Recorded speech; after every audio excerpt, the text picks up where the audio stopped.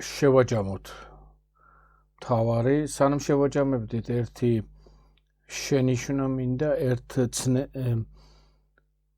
ცნებაზე გავაკეთო.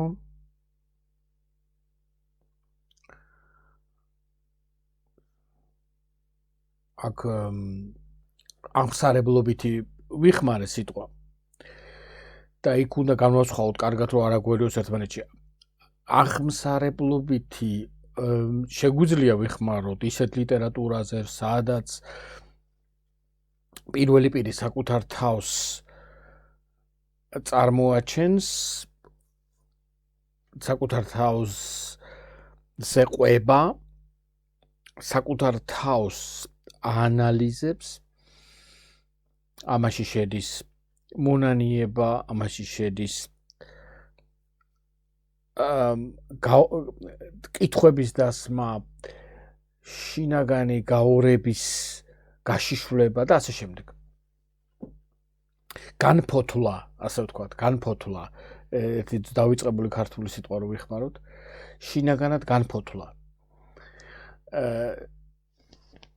მაგრამ აღსარებლობითი შეიძლება გაგებული იქნას რელიგიურ კონფესიური თვალსაზრისითაც. და ეს მინდა ავიცილოთ, და როდესაც მე ვხმარობ აღმსარებლობით, ვხმარობ აი სწორედ იმ მნიშვნელობით, რა მნიშვნელობითაც აღსარებლობითი ლიტერატურა არსებობს, ხო? ხო არსებობს მაგალითად აღსარებლობითი პოეზიაც, ხო? რომელსაც უწოდებენ თუ არ ვთქვი კონფესიურ პოეზიასაც ხანდახან თანამედროვე ლიტერატურაში. აღსარებითი სიტყვა კიდე სხვა რაღაცა იქნებოდა. აღსარებითი მნიშვნელობა იქნებოდა ის, რომ კონკრეტულად აღსარების ფორმა აქვს შინაარს მიცემული, მაგრამ აღმსარებლობითი აი ამ ლიტერატურას ეხება, რომლის თავი და თავი ავგუსტინია, თუმცა მისნაირი ძნელად მოიძებნება სხვადასხვა მიზეზთა გამო, რაზეც ჩვენ ვსაუბრობთ. რაც შეეხება აღმსარებლობითის მეორე მნიშვნელობას, იმას საერთოდ არ შევეხებით, ხო, რომ მოგეხსენებათ, ესე იგი, ის არის აი იქ, სადაც რელიგიურ კონფესიურ დენომინაციური ან წამსთან მიმართებაში აღმსარებლობითი მიდგომა ნიშნავს, რომ ვიღაც არის აღმსარებელი, სიტყვაზე ვთქვათ, ნიშნავს იმას, რომ დგას ურყევად გარკვეული რწმენის შინაარსის ადმი და არ იცვლება და რაც არ უნდა მოხდეს, ბოლომდე იდგება აი ამ რწმენაში. ხო, აი ამ მნიშვნელობას არ ვიყენებთ. აქ არ არის აღსარებლობით, როცა ვსაუბრობ ვიმეორებ კიდევ ერთხელ ლიტერატურული გაგებით აღსარებლობით ლიტერატურაზე. ეს მინდოდა დამეზუსტებინა და რაც შეეხება შეჯამებას, კიდევ ერთხელ მოკლედ რამდენიმე სიტყვით შევაჯამოთ და შემდეგ კიდევ წინ წავიდეთ. პირველ რიგში უნდა ითქვას, ესე იგი, რომ საუბარი იწყება უფალზე და მის თვისებებზე. რომ მოსალოდნელი იყო ესეთი საუბარი, როცა იწყება, მოსალოდნელია, რომ უფალი მესამე პირში შეიძლება იყოს მოცემული, როგორც ხშირად არის ლიტერატურაში. თან არა მესამე პირია უფალი თვითონ. ამ შემთხვევაში ავგუსტინესთან არის მეორე პირი, ასე ვთქვათ, შენობით არის ლაპარაკი, ხო? და რატოა ამ შენობით? ამას უკვე აზრი აქვს. პირველივე წინადადებაში, რომელიც ფსალმუნებიდან იწყება და ფსალმუნებიდან აიღო ციტატა ავგუსტინეს, ამას აქვს აზრი, რომ გავიგოთ ამ შენობით ფორმას, მაგრამ ეს უკეთესად რომ გავიგოთ, უნდა გადავხედოთ თუ რა წარმოდგენები გვაქვს ჩვენ გარკვეულ თემებზე, რომელთაც ავგუსტინე აქ იწყებს. ჩვენი ტრადიციიდან, ისტორიიდან, განათლების ისტორიას გულისხმობ, გარკვეულ წყვეტებთან გვაქვს საქმე. მაგალითად და მთლიანად, ესე იგი, თავში მომდის სამ ადგილას წყვეტა გარკვეული ისტორიული თანამიმდევრობის. მაგალითად ჩვენ რელიგიასა და აზროვნებას შორის ფუნდამენტური წყვეტა გვაქვს დღეობით. რას ნიშნავს ეს? ეს ნიშნავს იმას, რომ რელიგიას ჩვენ უყურებთ როგორც რაღაცა ფენომენს, რომელსაც ადგილი აქვს საზოგადოებაში, რაღაც სოციალური, უფრო სწორედ სოციოლოგიური ფენომენია და ეს ერთი ნაწილი რელიგიის ასეც არის, ხო? ამას ფენომენოლოგიური განხილვა ქვია რელიგიაში, რელიგიათმცოდნეები დაგვეთანხმებიან.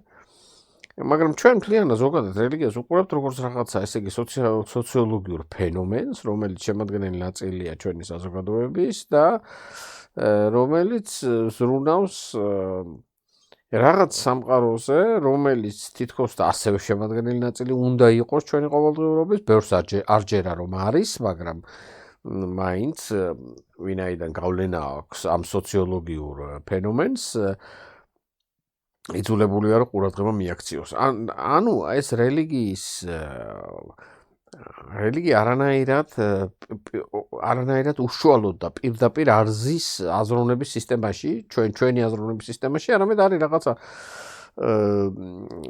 რაღაც საკითხი, რაღაც მოვლენა, რომელიც ჩვენ შორის არსებობს, ჩვენ გვჭირდება, ისევე როგორც გვჭირდება რაღაც, ესე იგი, უწყება, რომ წავიდეთ და დოკუმენტაცია ავიღოთ, როგორც გვჭირდება დიპლომი და სხვადასხვა კახალდები, რომ სხვადასხვა ინსტიტუციებში და დაწესებულებებში მივიღოთ შესაბამისი დასტური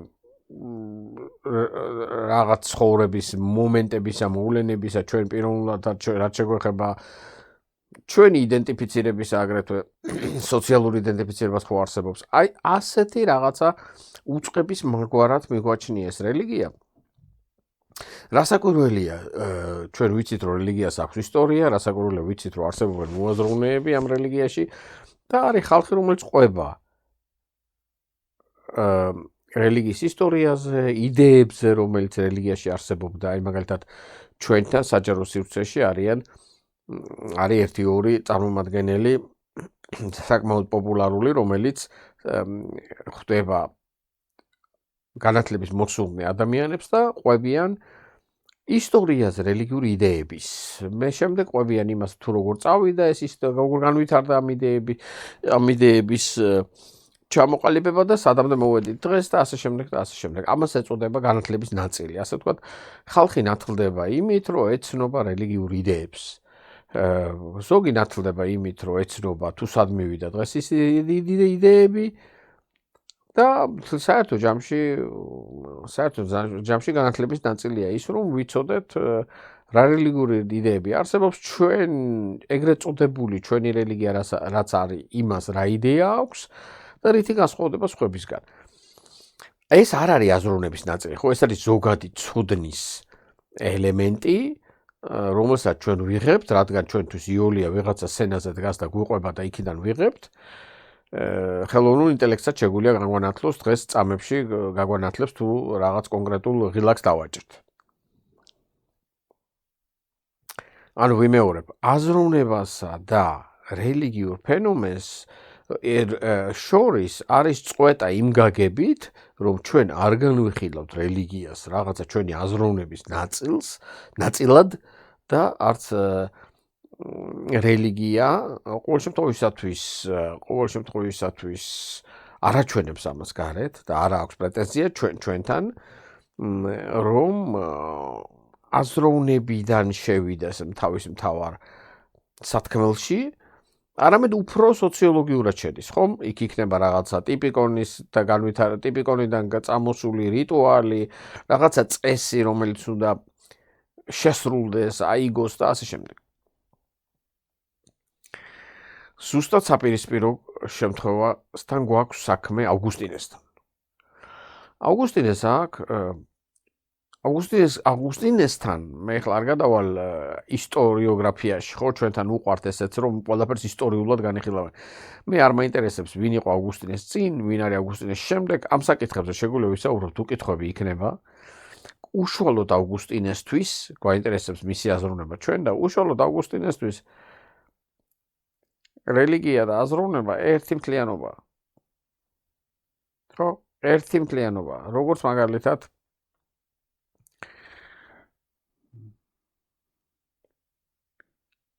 ვინც თქვენ შორის ფილოსოფიით არის დაკავებული, იცის კარგად რომ მაგალითად კანტისტვის არის მორალი და აზროვნება, ხო, ერთი მთლიანობა.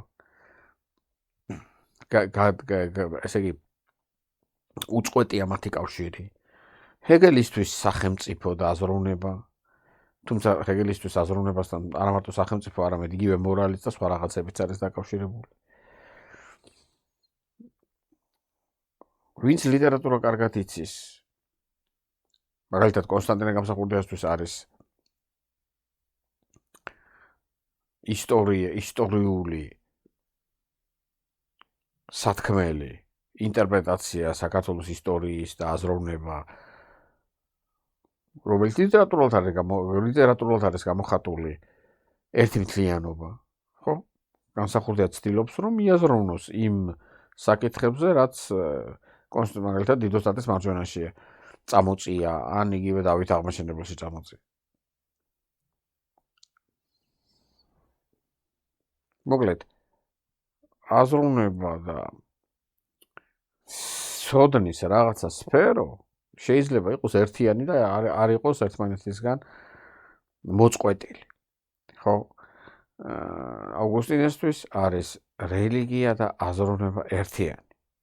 არა იმ გაგებით, როგორც ჩვენ იგივე ჰეგელთან გვაქვს, ვინც ფილოსოფოსებია თქვენ შორის იმათმა იციან კარგად, რომ რელიგია არის რაღაცა მონაკვეთი, გასააზრებელი მონაკვეთი ისტორიაში, თუმცა ჰეგელზე კიდე ცალკე შეგვიძლია ვისაუბროთ, რელიგია არა მარტო სოციოლოგიური ფენომენია და რომელიცაც ერთი ფაზა აქვს ჰეგელში, არამედ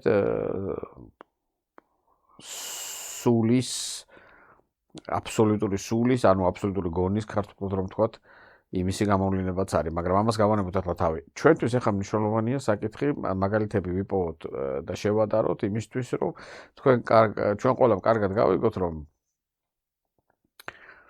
არსებობს ესეთი ხედვა, რომ რელიგიურობა და აზროვნება ერთ სისტემაშია, ერთშია შიგნით, ერთ ქვაბში იხარშება. ეს აზროვნება არა მარტო ფილოსოფიისთვის მახასიათებელია, გარკვეული მოაზროვნეებისთვის, არა მარტო თეოლოგებისთვის, არამედ ლიტერატურაშიც, ხო?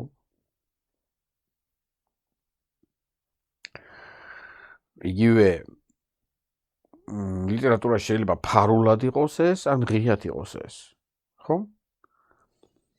არის რაღაცა, მაგალითად გზავნილები, რომელიც უკეთესად გზავნილები, ანუ იდეას გულისხმობ, რომელიღაც ლიტერატურული ნაწარმოების, რომელსაც ჩვენ უკეთესად გავიგებთ, თუ ვიცნობთ რელიგიურ ლიტერატურას. ანუ ამ შემთხვევაში აზროვნება გასაგებად რაღაცა ლიტერატურული ნაწარმოებისა უნდა ითვალისწინებდეს მის რელიგიურ ფონს. მაგალითად ავიღოთ, რა ვიცი მე, ფოლკნერის აბესალომ. ჩვენ თუ არ ვიცით აბესალომი ძველი აღთქმაში ვინ არის, რა წარმოადგენს, რა მოვლენებშია იგი ჩართული და რა მოხდა მის თავს, მაშინ რა თქმა უნდა მაინც გავიგებთ ფოლკნერის აი ამ ლიტერატურას, მაგრამ ჩვენი გაგება იქნება კუდრაჭა გაგება გვექნება. ანუ იმ მთლიან სისავსეს გზავნილისა, რომელიც ფოლკნერს მოდი ვთქვათ, ახლა ჩვენ ბოლომდე არასდროს არ ვიცით ავტორის თავში რა იხარშებოდა, მაგრამ მოდი მას ჩვენ სავარაუდოდ დავწამოთ ის, რომ იგი ითვალისწინებდა და ამიტომ დაარქვა აბესალომი და ითვალისწინებდა რელიგიურ ფონს აბესალომის ისტორიისა, თუმცა პირდაპირ რელიგიური ისტორიაში არაფერი არ არის, მაგრამ სათქმელი არის გარკვეული ინტერპრეტაცია აბესალომის ისტორიის ძველ აღთქმაში. ამის დაშვება შეგვიძლია. ანუ იმის თქმა მინდა, რომ ლიტერატურაშიც გვაქვს შემთხვევები, ეხა ფოლკნერი ვთქვით, მაგრამ რა ვიცი, წმინდა რელიგიური მასალის აღებაც გვაქვს, სიტყვაზე ვთქვათ, როდესაც თომას მანი წერს იოსებსა და მის ძმებზე, ხო?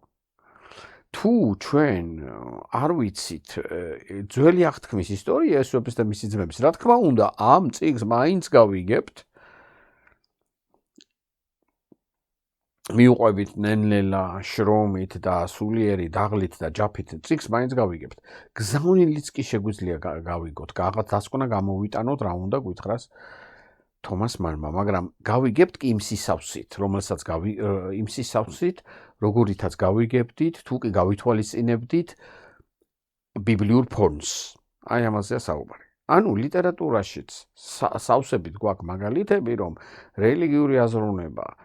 რელიგია და აზროვნება ერთმთლიანობა. ჩვენ ვერ გავხლიჩავთ ამას ერთმანეთისგან და რაღაცის გასაგებად საჭიროა რელიგიური გზავნილის გათვალისწინება, რომ აზროვნებაში წინ წავიდეთ. ეს ეხება, რა თქმა უნდა, დიდი მასშტაბით ხელოვნების ისტორიას. ძალიან დიდი მასშტაბით ეხება ხელოვნების ისტორიას.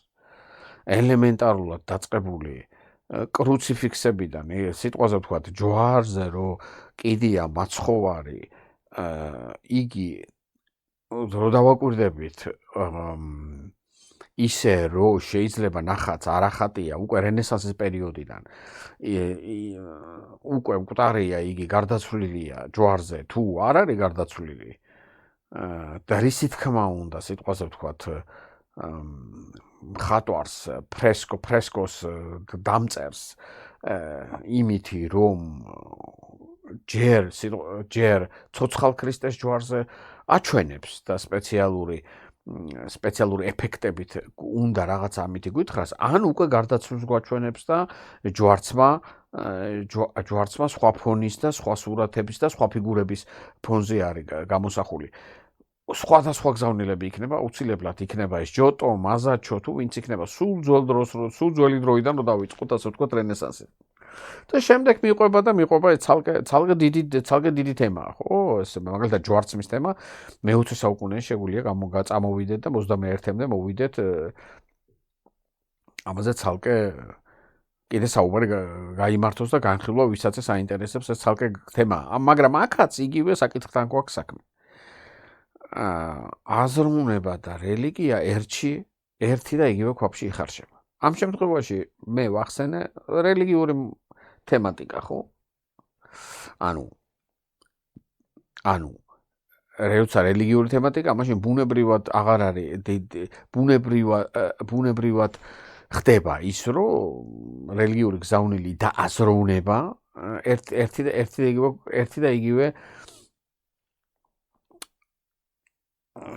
და იგივე საკითხს უტრიალებს. უფრო რთულია, როდესაც გარეგნულად არ არის თემატიკა რელიგიური. ბევრი ფილმები ავიღოთ თუ გინდათ, ფილმებიც მაგ. ან და იგივე რომ დაუბრუნოთ აბესალობას. იქა საერთოდ არ არის რელიგიური თემატიკა. გარეგნულად. მაგრამ ფონი და სახელით მიგვანიშნებს მაგას, ხო, ფოლკნერი?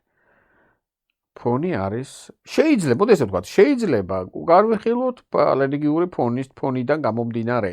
მე არ ვსაუბრობ აუცილებლობებზე. აუცილებელი არ არის ეს. შეუძლია სეკულარულად წავიკითხოთ ნებისმიერი რომანი. ანუ, როდესაც გარეგნულად საკითხი არ არის თემა, ტექსტი, გამოსახულება, არ არის რელიგიური, მაგრამ მინიშნება რაღაც რელიგიისკენ მინიშნება, მაშინ უკვე იბადება კითხვა ერთი და იგივე ხომ არ არის აზროვნება და ერთი საკითხის გარშემო ხო არ ხვდებიან ერთმანეთს აზროვნება და რელიგია. ხო? აი ამას მინდოდა ამითი მეთქვა, რასაც მე წყვეტილობაში ვგულისხმობ. ჩვენს ყოველდღიურობაში ვიმეორებ კიდე ერთხელ ჩვენს ხედვაზე და შეხება რაც გვაქვს რელიგიასთან. მე არ ვამბობ, რომ ყოველასთვის ესეა, მე არ ვამბობ, რომ მუდმივად და მუდამ ესეა, მაგრამ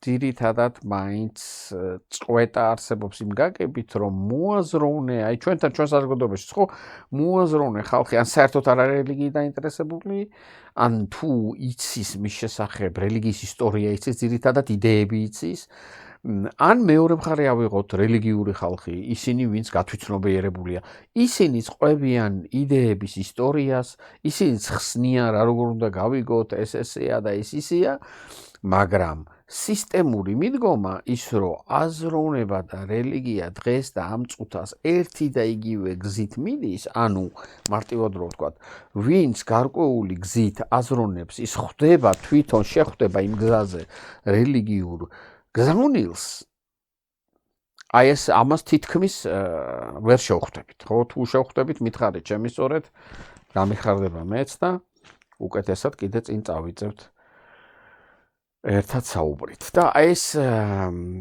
გვაქვს ავგუსტინესთან. ავგუსტინესთან გვაქვს ის, რომ მისი ტექსტი არის აზროვნებით შეხვედრა რელიგიურ გზავნილთან. სხვადასხვა ყველა ტექსტ მივყავართ რაღაც გზავნილთან, ხო? ყველაფერი გვახვედრებს რაღაცა სინამდვილეს. ყველა ტექსტი რაღაცა სინამდვილეს გვახვედრებს. ჩვენ ყველა ტექსტი ჩაგვყიდებს ჩვენ ხელს და მივყავართ რაღაც სინამდვილემდე. ტექსტ გულისხმობ ახლა ფართო გაგებით. სულ არაფერი არ ვიკითხოთ, როდესაც სინამდვილეს ხვდებით და აღქმა გვაქვს ჩვენ, მაგალითად ლამაზი ბუნება აღვიგვით. ამის ტექსტუალიზაცია ხდება ჩვენ შიგნით და ჩვენ ვაზროვნებთ რაღაცა ტექსტით, თუ რა ლამაზია ეს ბუნება და შემდეგ კითხვებს ვსვავთ შეიძლება რატოა ეს ლამაზი და ასე შემდეგ და ასე შემდეგ. ანუ წარმოიშვება რაღაცა ტექსტი. ამ ტექსტის წარმოშობას მივყავართ რაღაც კითხვებამდე, რაღაც პასუხებამდე. ასეა, როდესაც სულიერი მუშაობა მიდის. ეს იქნება ლიტერატურული ტექსტი, ხელოვნების გამოსახულება ან ფილოსოფიური, თეოლოგიური ტექსტი, ყველა ესენი მიზნად ისახავენ, რომ შეგვახვედრონ რაღაც სინამდვილეს. ჩვენ ამას უბრალოდ ვუწოდებთ, რომ გაგოგებინონ თავიანთი გზავნილი, თავიანთი იდეა. მაგრამ შეიძლება სხვა სიტყვებითაც ვთქვათ, იგივეა ფაქტიურად, რომ ვთქვათ, რომ გარკვეულ სინამდვილეს შევხვდეთ. კარგი ლიტერატურა გვახვედრებს სინამდვილეს ისე, რომ ხსულებშიც კი გვაყურებინებს ადამიანებს, ხო? რაც ძირითადად ჩვენად დაფარულია. დიდი და მაღალი ლიტერატურა იმით გამოირჩევა, რომ სულში ჩაგვახედებს ადამიანის რა შეიძლება ხდებოდეს. აი, ესეთი სინამდვილე მაგალითად.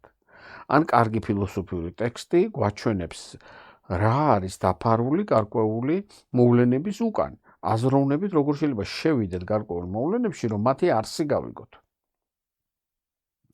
ხო?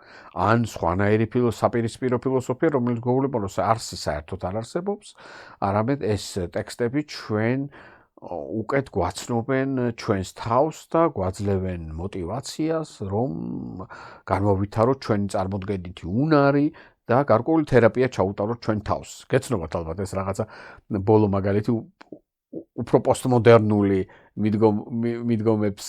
მიდგომები ავიტაცე, ხო, ასე ვთქვათ, ამ ბოლო მაგალითით. მოკლედ, ყველასთვის ძალაშია ეს, რომ ტექსტები გვახვედრებენ გარკვეულ სინამდვილეს. რო დავუბრუნდეთ აი ამ წყვეტილობის საკითხს. და ეს მინდა ეს პირველ წყვეტაზე, რასაც ჩვენ ხვდებით ჩვენს გარშემო, დავამთავრო იმით, რომ თქვა, რომ ავგუსტინე არის მაგალითი იმისა, სადაც წყვეტა არ არსებობს, სადაც ერთიანია აზროვნების გზაზე სიარული და რელიგიურ გზავნილებთან, რელიგიურ შინაარსებთან შეხვედრა. არა რაღაცა ისტორიული იდეებთან შეხვედრა და ჩამონათვლების გაცნობა. არამედ უშუალოდ ამბიცია აქვს ავგუსტინეს, რომ იგი ამ ტექსტს წერს იმის გამო, რომ ჩვენ შეგვახვედროს რაღაცას ან ვიღაცას, ვისაც თვითონ შეხვდა. აი რატომ იწყება ეს ტექსტი იმითი, რომ შეხვდები ვიღაცას და დიდი ხარ შენ ეუბნები. შეხვედრის შედეგია ეს დასაწყისი ტექსტის. ანუ წინადაშვება, წინაპირობა არის შეხვედრა უფალთან. ავგუსტინე იწყებს მოყოლას მისი შეხვედრისა უფალთან. ანუ უფალი შემოვიდა მასთან. შემოვიდა ურთიერთმემართებაში რელაციას, რასაც ეძახიან. შემოვიდა მასთან ურთიერთმემართებაში ისე რომ მას მოსაყოლი ავგუსტინეს არაფერი არ აქვს. მანამდე რა ქონდა და როგორ იყო, ეს შეუძლია მერე მოყვეს. ყველაფერი ეს ისტორია იწყება ღმერთის შემოსვლით. მისი აღსარება ღმერთის შემოსვლით იწყება. თუ აღსარებაში ბიოგრაფიაც არის ნაგულისხმები, მაშინ შეგვიძლია დავამატოთ, რომ მისი ცხოვრებაც კი ღმერთის შემოსვლით იწყება. მის ცხოვრებაში, ანუ სუბიექტი ღმერთია და ობიექტი ავგუსტინე. შეტრიალებულია ეს იმასთან შედარებით, რაც ჩვენ გქონდა უახლეს დროში, რაც ჩვენ გვაქვს მე-16 საუკუნიდან დაწყებული ლიტერატურაში და აზროვნების სხვა სფეროებში. სხვათა შორის ისი არა, როგორც ზოგიერთ ისტორიების მომყოლს მიაჩნია, რომ დეკადენცია მე-16 საუკუნის მერე დღემდე. არა, არის სხვადასხვა დინებები, ქვედინებები, ან ხანდახან ზედინებებიც, სადაც ეს ასე არ არის ყოველთვის, მაგრამ ძირითადი ხაზი, რასაც მაგალითად ფილოსოფიის ისტორიის წიგნები, ლიტერატურის ისტორიის წიგნები მეტყველებენ და ხელოვნების ისტორიაც შეგვიძლია, მუსიკის ისტორიაც კი, ძირითადი ხაზი მაინც მიდის იქითკენ, რომ სუბიექტი ადამიანი ხდება და გარემო ხდება ობიექტი. ეს ასე არ არის ლიტერატურაში შუა საუკუნეების და ავგუსტინე არის ის ფიგურა, რომელზეც კრისტალიზაცია ხდება აი ამ მიმართების, ამ შეფარდების, ასე ვთქვათ, სადაც უფალი არის სუბიექტი, ანუ შეხვედრის საგანი ის ვინაობა, ვისაც მე შევხვდი, იქიდან იწყება, იქიდან გამომდინარეობს ის, რაც მე დასაწერი მაქვს, ის, რაც მე სათქმელი მაქვს და არა ჩემი ნაფიქრიდან და ჩემი ფანტაზიებიდან და ჩემი მოსაყოლებიდან. ეს არის რატომაც იგი იწყებს ასე, როგორც იწყებს. ხო? მთელი წინა დაშვებების აზრი არის სწორედ ეს.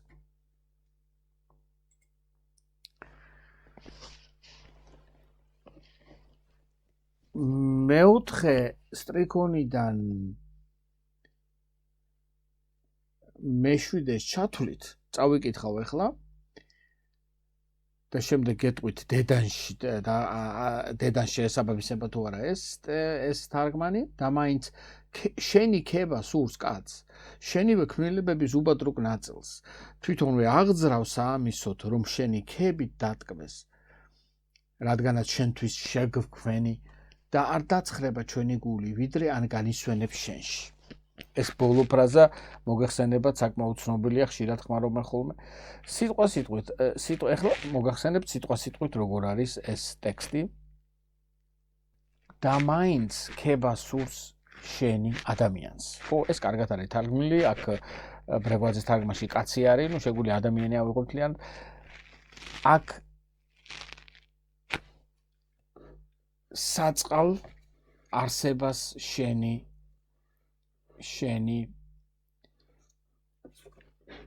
ქმნილებისა და აქ ჩანს აი ამ პირველ წინადადებაში ჩვენთან მეოთხე სტრიქონში ტექსტში და აი ამ რაც დავიწყე ახლა პირველში ამ ბოლო თარგმანის ესე იგი პირველ წინადადებაში ჩანს აი ამ ურთიერთ მიმართებაში შემოსვლა უფალი შემოდის რელაციაში ხო ანუ აი ამ ურთიერთობაში შემოდის ადამიანთან აი ჩანს პასუხის გაცემის დაწყება იმ წინააღმდეგობაზე რომელიც წამოწია ავგუსტინემ ანუ მაინც ქეპასურს ადამიანს შენი მიუხედავად იმისა რომ უბადრუკი არსება მიუხედავად იმისა რომ საცოდავია ერთი უბადრუკი არსება ამ მთელი ქმნილების და მაინც სურს შენი ქება ეს აქ თარგმანი კარგია, ნორმალურია და შემდეგ გრძელდება ასე. თვითონვე აღძრავს ამისოთ, რომ შენი ქებით დატკბეს. კი, ასეა, აღძრავ, ალბათ. ხო, აუნთებ, გულში აუნთებ, წააქეძებ, ცოტა ნეგატიურია, აღძრავ, ცოტა ნელი მოქმედება. მოდი ესე ვთქვათ, მას გულს აუნთებ იმისთვის, რომ გაქოს შენ. და დატკბეს ამით. ანუ სხვას ვერ პოულობ. მე როგორც ავგუსტინე უთვალთვა უყურებს ამ სამყაროს და ვაფიქსირებ იმას რომ ადამიანს მაინც შენი ქება უნდა. შეიძლება შენს ადგილას სხვა მოიყვანოს და სხვა აქოს, მაგრამ სისტემურად მაინც ვერ ცდება იმას, რომ შენიქება უნდა. შეიძლება შენ ვერ შეგიცნოს სხვა რაღაცა დაარქვას და მაინც ვიღაც რაღაცის ქება დაიწყოს, მაგრამ ქებაზე რო არის იგი მომართული, ეს ამას ვაფიქსირებ მე როგორც ავგუსტინე და რახან შენ ახარ ჩემ თვალწინ, შენ შემხვდი და შენ შემოხვედი ამ ურთიერთობაში. და მე შენ ხედავ და ვამბობ, რომ შენი ქება უნდა მაინც აი ამ საწყალ არსებას ადამიანი რო არის. რომ იმისთვის რომ დატკბეს ამ შენი ქებით. ანუ შენი ქებაც კი დამატკბობელია. და რატომ არის დამატკბობელი შენი ქება? იმიტომ რომ შექმნილი ვართ შენთვის, ხო? შენთვის შენი ქმნილება ვართ, შენსკენ მომართული ქმნილება ვართ. სიტყვით შენსკენ ვართ შექმნილი, აი ესეთი რაღაც უწერია დედანში ავგუსტინეს. და შემდეგ მოდის ეს განთქმული ფრაზა ჩვენს თარგმანში არის არ დაცხრება ჩვენი გული, ვიდრე არ განისვენებს შენში. ალბათ უფრო დაცხრებას ალბათ უფრო დამშვიდდება. სიმშვიდეს პოვებს, სრულ დასვენებას პოვებს, ესე ინკვიეტუმ, ანუ სულ დასვენებას პოვებს გული ჩვენი. იქამდე სანამ ესე იგი დამშვიდება, სიმშვიდეს პოვებს იქამდე სანამ არ დამშვიდდება შენში. ხო, აი ესე ჯობია ალბათ რომ ვთქვათ, რომ იქამდე სანამ დამშვიდდება შენში. სხვათა შორის, ავგუსტინეს აქ პირველ და ორ ზმნაში ამ განთქმული ფრაზის, პირველ და ორივე ზმნაში, ესე იგი ერთი ძირი. ანუ პრინციპში შეიძლება ქართულად ისეც გავიგოთ, რისი თქმა უნდა მას, ამას ხო შემთხვევით იგი არ აკეთებს. იმის თქმა უნდა, რომ იქამდე არ დამშვიდება, იქამდე ვერ იპოვის სიმშვიდეს ჩვენი გული, სანამ არ დამშვიდება შენში. ხო, ორივე გამშვიდობაა, ასე ვთქვათ. ხო. კეთილი. მოდი შევაჯამოთ ეს ნაწილი, ახლა მე-4-დან მე-7 სტროფამდე. ანუ საცოდავია კაცი, მაგრამ მაინც შენიქება უნდა. და რა არის ამ პარადოქსის? რატო ხდება ეს პარადოქსი? ჯერ არ ვიცი, ჯერ ამაზე პასუხი არ არის, მაგრამ პრობლემა დასმულია და ამ პრობლემას მიყვება ჯერ პრობლემის გაღრმავებას ავგუსტინე. ის ამბობს, რომ ეს ქება უნდა მე ამას ის ჰაერზე კი არ ვამბობ, არამედ ვამბობ იმიტომ, რომ ფაქტია, რომ ადამიანი ტკბება შენი ქებით. და როგორ ჩანს, შენ რახან თავისთვის შექმენი ადამიანი, იმიტომ რომ ტკბება შენი ქებით. ანუ მისი შინაგანი სამყარო შენსკენ არის მომართული, მას შეუძლია შენ არ გაქოს. მაგრამ როცა შენ გაქებს, იგი ტკბება. აი ესე შეგვიძლია გავშალოთ მის ავგუსტინეს თქმელი, ხომ? და ამ ტკბობას, ეს ტკბობა ამტკიცებს იმას, რომ საითკენ არის მომართული ადამიანი. საოცარი ის არის, რომ რატომ უნდა შენიქება, ხო, რატომ უნდა შენიქება, როდესაც ესეთი საწოდავი არსებაა, საწოდავი არსებაა მცირე ნაწილი შენი ქმნილების.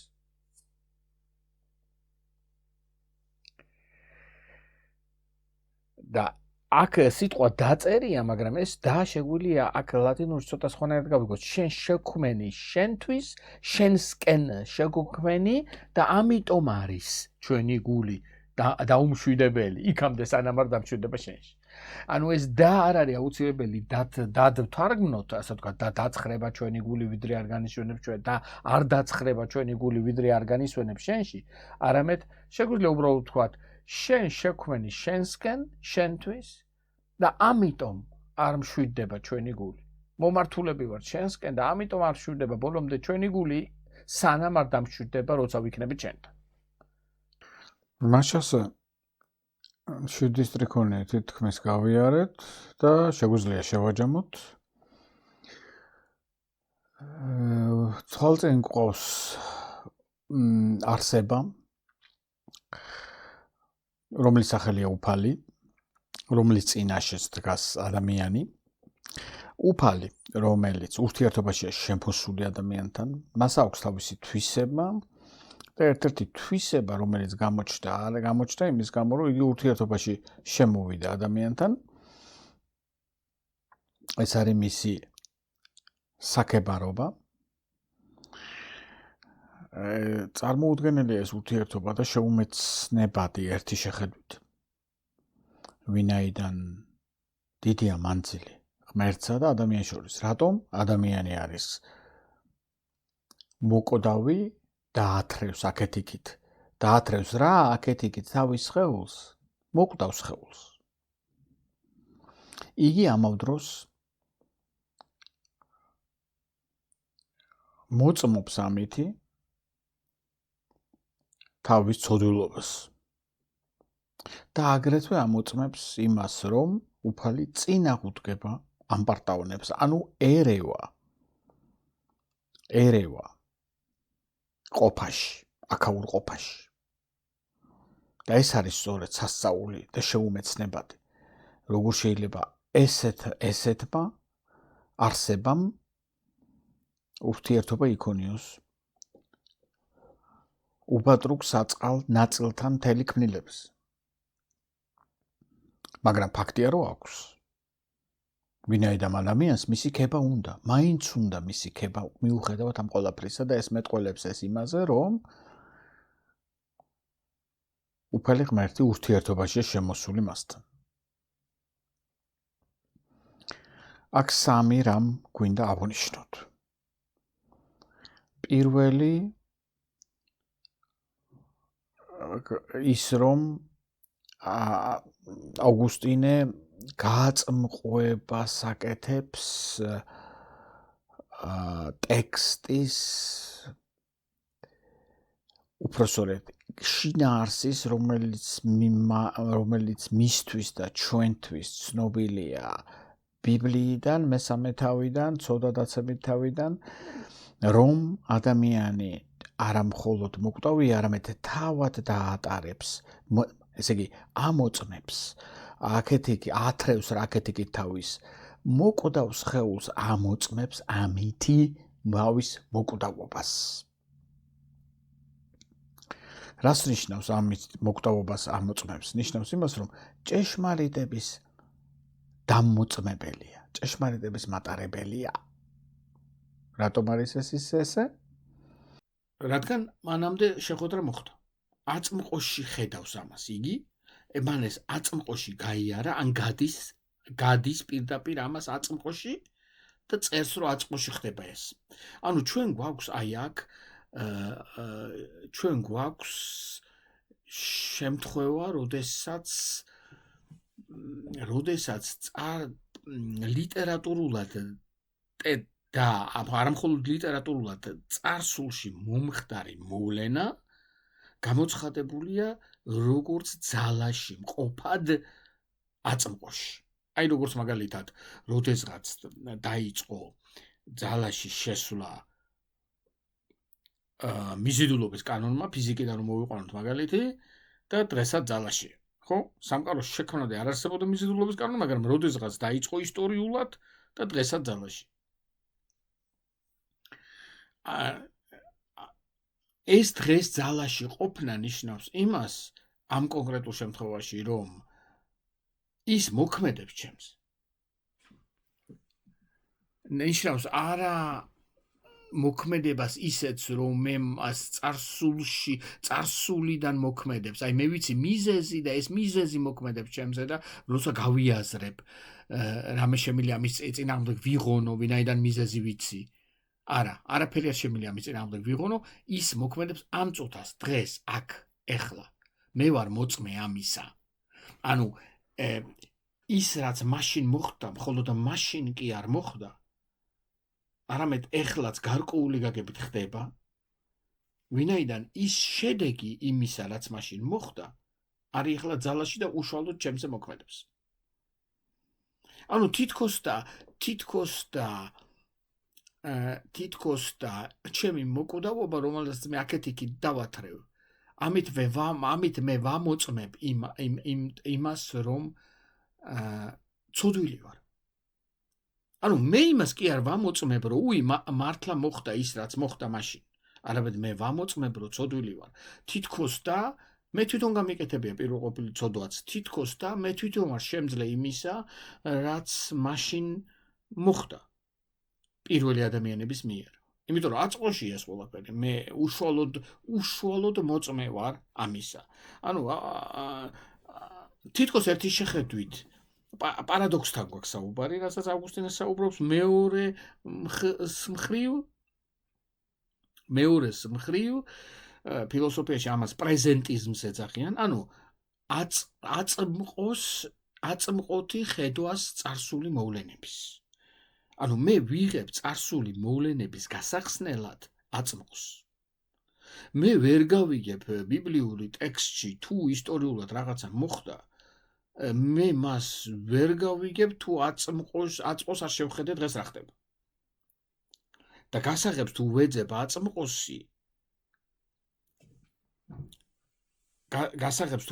აწმყოსი ის სადღაც წარსულში უკვე წასული კი არ არის რაღაც სამუდამო დაკარგული, არამედ რეალურად დღესაც როგორც მიზეზი არსებობს.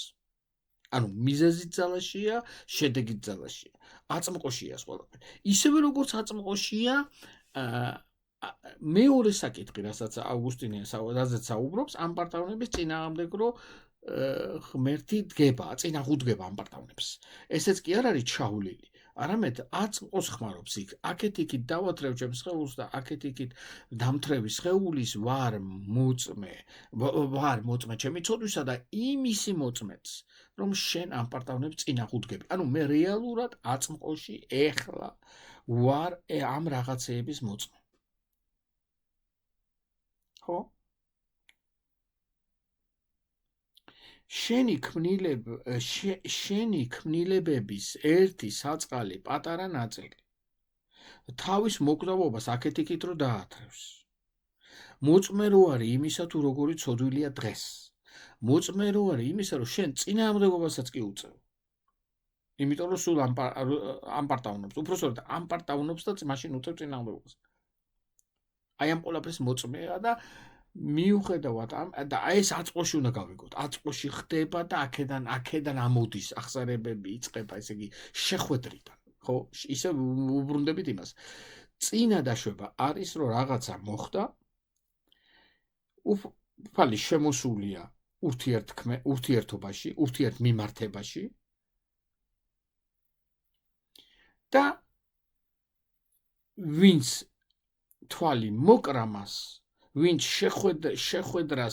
შეხვედრისთვის ემზადება, ან შორიდან ოდნავ მიუახლოვდა მაინც მის ყოფნას, ან ახლო ყოფნას იწყებს საუბარს იმაზე, რომ არა იმაზე თუ რა მოხდა წარსულში, არამედ იწყებს საუბარს, რომ დიდი ხარ შენ უფალო. დიდი ხარ შენ უფალო და აი აქედან ვიწყებ მე ჩემი წარსულზე საუბარს. როგორც პაულე მაგალითად ფილიპელებზე იწყებს თავის წარსულზე საუბარს სულ სხვანაირად, ხო? იგი ამბობს, რომ რა უბადრუკი იყო მართლა წარსულში თვითონ.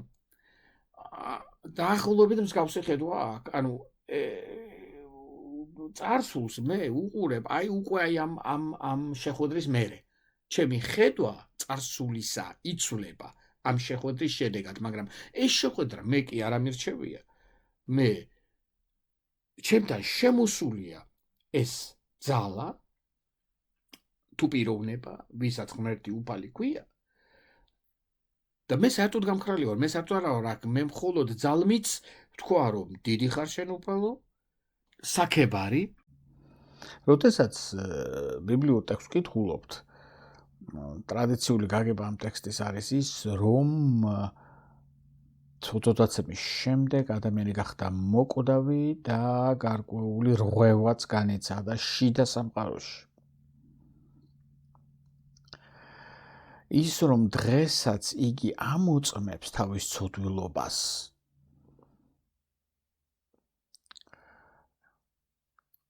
ეს პირდაპირ კავშირში თითქოს არ არის ამასთან. რა თქმა უნდა კავშირშია, მაგრამ უნდა ეწეროს ერთი შეხედვით ის, რომ ამოწმებს იმას, რომ მისმა წინაპრებმა დაუშვეს ეს შეცდომა და მას გადმოყვა ეს დარღვეული შინაგანი სამყარო. მაგრამ ამას ისტორიულ კონტექსტში ალაპარაკობს ავგუსტინე ლაპარაკობს აწმყოში, გააწმყოება ხდება ამის. ანუ დღეს დაატარებს ადამიანი თავის მოკვდავ სხეულს, რომელიც დღეს მოწმობს მის ცოდვილობაზე. ანუ იგი ცოდვილია დღეს. ანუ ძალაშია მისი ცოდვილობა, არა მხოლოდ ძალაშია ის, რომ მას გადმოყვა მემკვიდრეობით შინაგანად დარღვეული სამყარო. არამედ ცოდვილობა ამტკიცებს ამას. ანუ ცოდვილობა არის მტკიცებულება ამ მოთხრობისა, რომელსაც გვაუწყებს ბიბლია. შესაქმის მესამე თავი. ანუ უბრალოდ ისტორიულ მოვლენასთან კი არა გვაქვსო საქმეო. ესე გამოდის, ხო? ამ მისი საუბრიდან არამედ დღეს ჩვენი ცოდვილობა არის მტკიცებულება ამ ისტორიის. ანუ ჩვენ თვითონ ვართ ჭეშმარიტების მატარებლები და ამითი დამოწმებლები. ხო?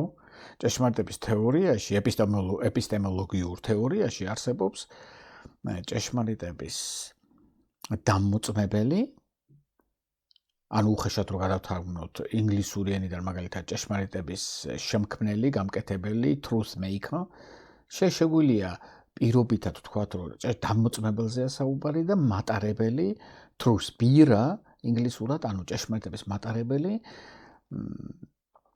როდესაც საუბარია იმაზე თუ რა არის საერთო ჭეშმარიტება, ხო? რაიმე მონათხრობის ან ტექსტის ან შემეცნების.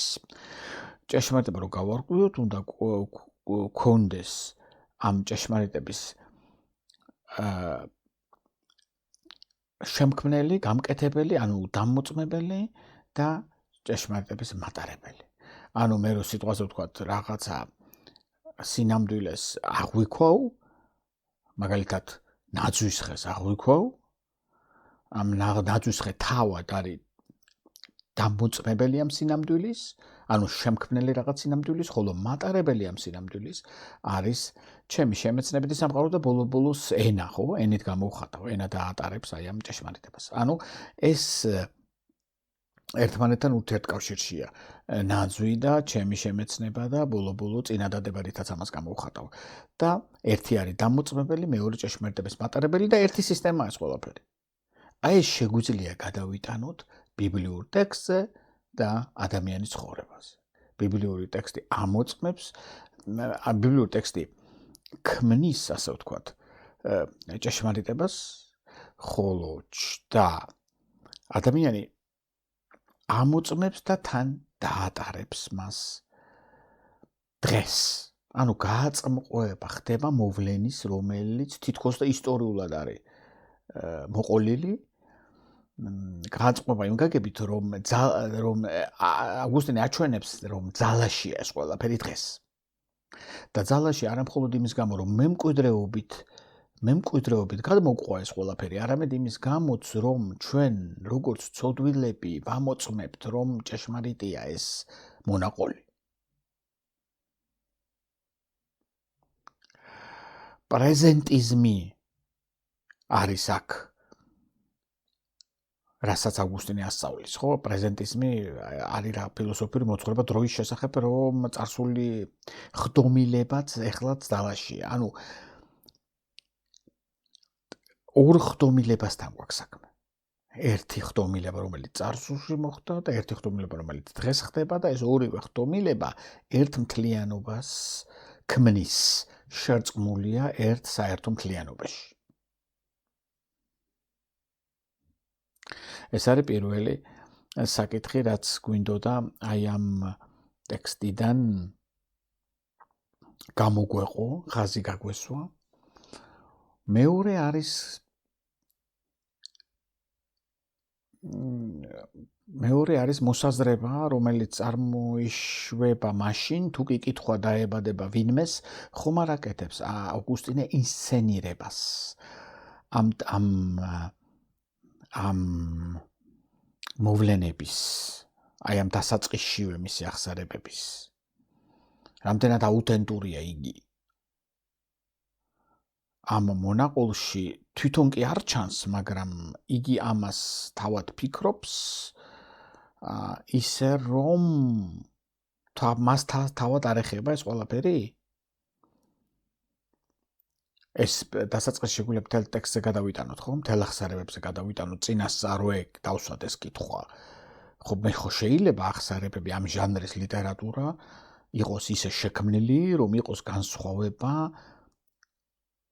თვითობასა და სახიობას შორის. მე ახლა განზრახ ვიხმარე ქართული ტერმინები.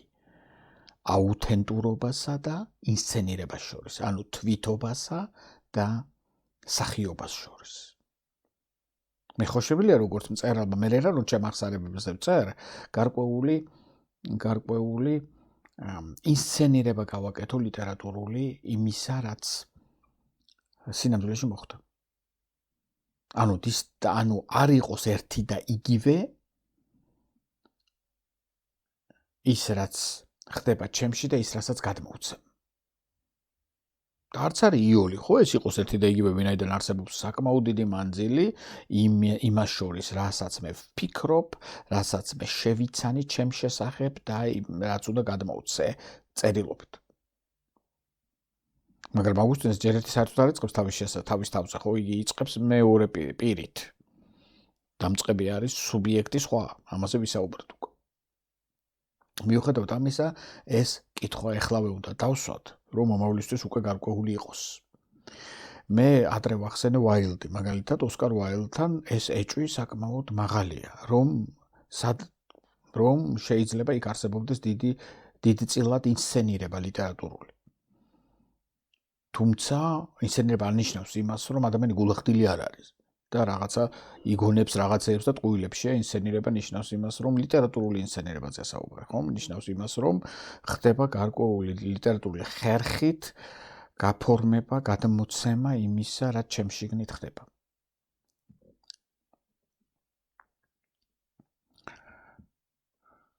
თუ ჩვენ ამ სუბიექტ-ობიექტის პრობლემატიკას წინ წამოვწევთ ისევ, თუ კი ჩვენ დავფიქრდებით, გავითვალისწინებთ იმას, რომ ავგუსტინე საერთოდ არ ჩანს ამ დასაწყისში მაგალითად ტექსტისა, მაშინ გაგვიოლდება ამ კითხვაზე პასუხი. გაგვიოლდება იმ გაგებით, რომ რაც არ ჩანს, ის განსხვავებას ვერ იძლევა. ანუ თვითობა და სახიობა, აუთენტურობა და ინსცენირება ერთი და იგივეა ავგუსტინეში. განსხვავებისთვის არ არის ეს გაკეთებული. ის რომ განსხვავება არ იყოს, ამიტომ გამქრალია თავად ავგუსტინე აი ამ სცენიდან, რომელზეც შემოვიდა უფალი, რომელზეც დახვდა მას უკვე უფალი და დანარჩენი შემოყავს უკვე მასთან ურთიერთობის აღსაწერად. ასე რომ ეს განსხვავება აქ შეიძლება ითქვას, რომ გამქრალია. შემდეგ გადავიდეთ მესამე მოსაზრებაზე, რომელიც წარმოიშვება, განვიხილეთ რა ეს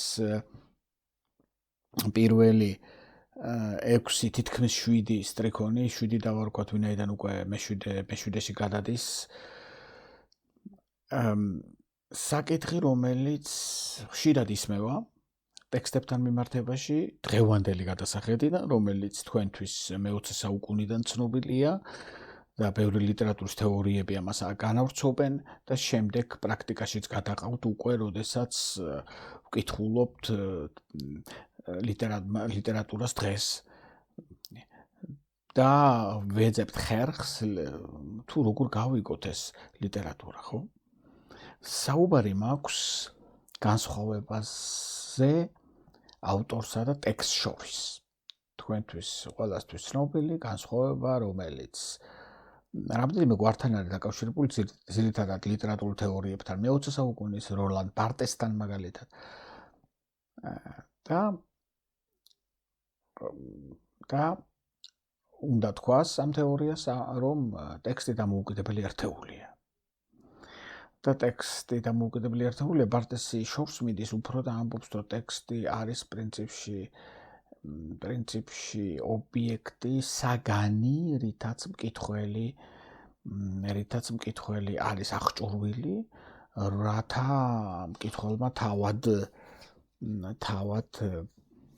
თავისი შემოქმედებითი უნარებით იმუშაოს საკუთარ თავზე ამ ტექსტით. ან რაღაცა შექმნას ამ ტექსტით. ან რა ვიცი, ლაკანი ისე შორს მიდის, რომ თერაპიულადაც გამოვიყენოთ ტექსტი და ასე შემდეგ და ასე შემდეგ, ხო? ანუ ეს თითქოს ერთი შეხედვით რაღაც სიახლეებია, რეალურად არც ეს არ არის ახალი, ხო?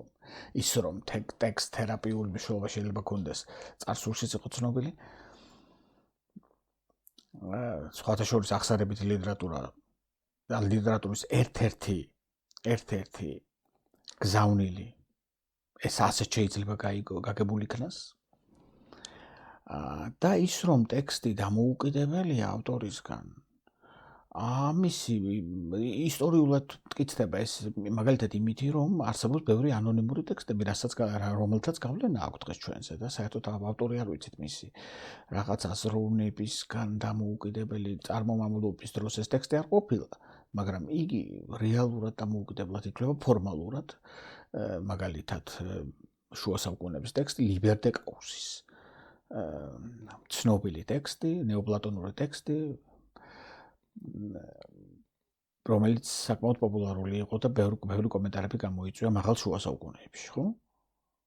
წიგნი მიზეზთა შესახებ. ანონიმურია ეს, არავინ არ ვიცით ვინ შეკრა ეს ნეოპლატონური თეზისები. ეს მაგალითად მომყავს იმიტომ, რომ გასაგები გახდეს, რომ თლად ახალი ეს ყველაფერი არ არის, უბრალოდ მიმართულება, რასაც იძლევიან ეს ავტორები პოსტმოდერნის, შეიძლება აღქმული იქნას როგორც გარკვეული ახალი გაგებულება ამ ძველი თემის.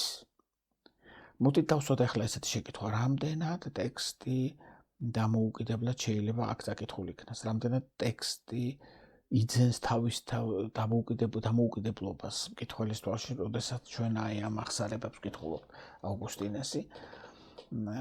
და ეს იმიტომ რომ საინტერესოა თანამედროვე კითხვებს თუ დავსვათ ძველ ტექსტებს, რა შედეგებს მივიღებთ, ხო? საინტერესო უბრალოდ იმიტომ კი არა, რომ ცნობის მოყარება დავიკმაყოფილოთ, არამედ იმიტომ, რომ გასაგები გახდეს, რამდენად თანამედროვე, მაგალითად პოსტმოდერნული სათვალით შეგვიძლია წავიკითხოთ ახსარებები. თუ დავაკვირდებით იმას, რაც აქამდე ვისაუბრეთ, ობიექტის ცვლილებას, მაშინ მივალთ იმ დასკვნამდე, რომ ობიექტი ტექსტი, სუბიექტი ავგუსტინესგან დამოუკიდებელი ვერ გახდება, ხო იმის მიზეზის და გამო, რომ აქ სუბიექტი უფალია თვითონ. ავგუსტინე ისევ და ისევ რა წეღანად რაც ვისაუბრეთ, სხვა საკითხთან დაკავშირებით უნდა გავიმეორო, რომ ავგუსტინე როგორც სუბიექტი გამქრალია. ჩვენ გვაქვს ტექსტი, ანუ მოთხრობა რაღაც ურთიერთობაზე უფალსა და ადამიანს შორის. თავად ავგუსტინე აქ არ არის. იგი შეიძლება მერე გამოჩნდეს და შემოვიდეს ავან სცენაზე, მაგრამ ამჯერად არ არის. და სანამ იგი არ არის, ტექსტი ჩამოკიდებულია ავტორზე, ოღონდ ავტორი თვითონ ავგუსტინე არ არის. აი ეს არის მისი განზრახვა, შეიძლება ეს იყოს მისი განზრახვა, ხო შეიძლება ეს იყოს მისი განზრახვა. ნუ დავიწყებთ იმას, რომ აუცილებლად ესეა, ასეთ საკითხებში აუცილებლად ესე თითქმის არაფერი არ არის. არის რაღაცები, მაგრამ ეს სხვა განზომილებაა. ხო შეიძლება ეს ასე იყოს, რომ იგი გავიდა ავან სცენიდან, სწორედ იმიტომ არის გასული, რომ ამ ტექსტის პრინციპიალური ავტორად, უბრალოდ მონათხრობის ავტორად, სურათის ავტორად, რომელსაც ის აღწერს, წარმოაჩინოს სხვა, სწორედ ის სუბიექტი, რომელიც მას უნდა რომ იყოს სუბიექტი. ხოლო ობიექტი არის ადამიანი და მთავარი თემა მათ შორის ურთიერთობა. და ამის ახსნა ის ხომ არ არის, რომ იგი მისთვის არის შექმნილი, ვისკენაც გზაშია და რომ იგი ბოლოს დაისვენებს, როდესაც მას მიაღწევს. თუმცა ამით ეს კითხვა, რომელიც დაისვა, საბოლოოდ მაინც არ არის გაცემული. ამაზე პასუხი ვინაიდან ეხლა იწყება აი ამ გზის აღწერა. ამ გზის აღწერა, პარადოქსული გზის აღწერა იწყება სწორედ ეხლა.